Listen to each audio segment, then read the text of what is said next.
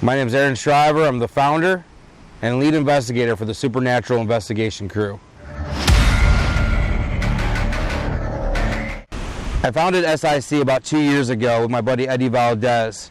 For about 18 years, I stood behind the shadows of other investigators, other teams, while Eddie and I went on public investigations. And I thought it was about time that I found my own team and started doing my own thing. We joined forces with a good friend of mine, Luke Hardy, who runs Arlo Revolution, and decided to create this web series and start going into these older buildings and documenting the paranormal on our own.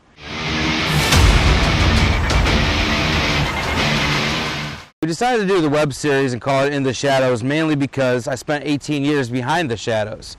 I was behind the shadows of investigators Richard Crowe, Troy Taylor. They were my mentors in this business.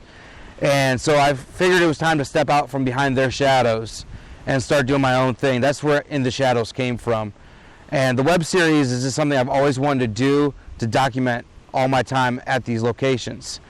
I think that if you're going to these locations, you're spending the time to go there, you got to have documentation. You got to have your findings documented.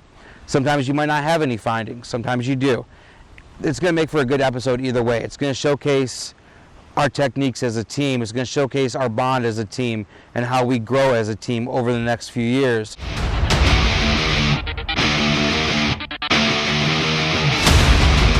I've always been interested in the paranormal. I mean, ever since I was a little kid, just going around. When I was 16, 17, I started really finding out about Bachelor's Grove Cemetery and Cuba Road in Barrington and just different areas from where I lived.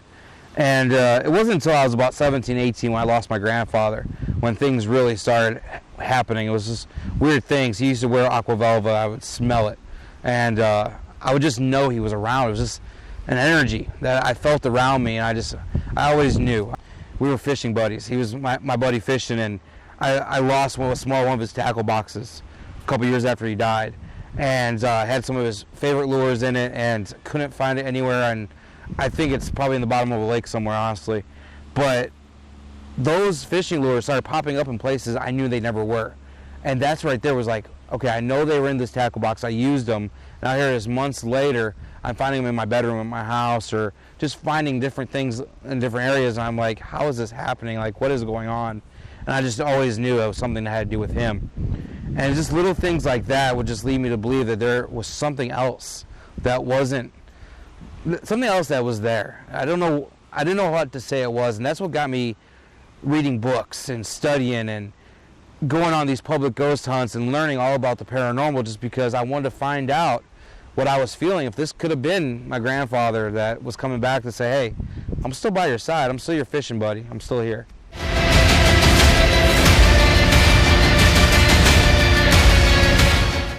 The locations I love the most have to be older music venues or theaters or just somewhere where a lot of energy is still looming today. I believe that 75% of the things we're out there chasing now is just energy.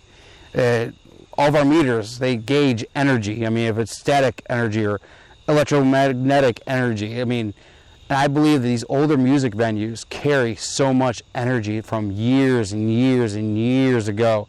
I'm very lucky to be able to work in an old music theater, and I think it's just, when there's nothing going on there, it's quiet. It's just quiet in the venue. The minute we have a show or anything else, for days after that, the energy is so high in that theater, there's things still going on. It's like the past guests or the past residents or the past performers are happy to see all these people happy in a place that made them really happy. So I think that's some of my favorite places. I would love to get to the Surf Ballroom in Clear Lake, Iowa, where Buddy Holly played his last show. That's another place that's high on my bucket list, just because it holds that energy. And with all the old performers, I'm a music guy too, so I just love being around that kind of thing.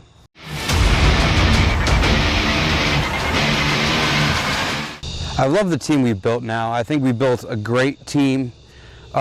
We struggled for a while. Like I said, my buddy Eddie and I started this. Eddie was only around for a couple of investigations. I was with Arlo Revolution and their group, which was an amazing group. There was no, we didn't leave on bad terms with them. I'm still very good friends with Luke, and it was just a mutual agreement. They're on to so much bigger and better things, And with what he's doing with video production is just amazing. He does amazing work. I actually still go to him for advice. I look up to him.